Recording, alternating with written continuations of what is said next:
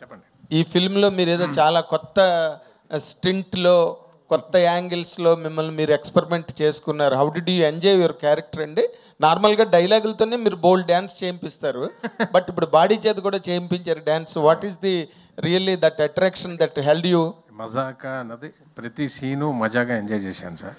కాకపోతే నేర్చుకొని చేయగలిగింది కొన్ని మనం రొమాంటిక్వి ఆడవాళ్ళని చూసి మనం చేయాలంటే కొంచెం ఫెరోషియస్గా యాక్ట్ చేయడం తప్పితే, ఏడిపించడం తప్పితే ఇది కొత్త అది నాకు చేయడం.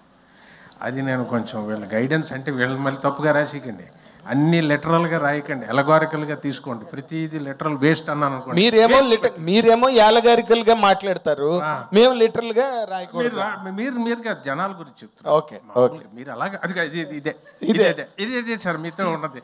ఎలా ఉందంటే మీతో క్వశ్చన్లు వేయించుకోవడం, డబ్బులు ఇచ్చి చేతబడి చేయించుకోవడం లాగా ఉంది.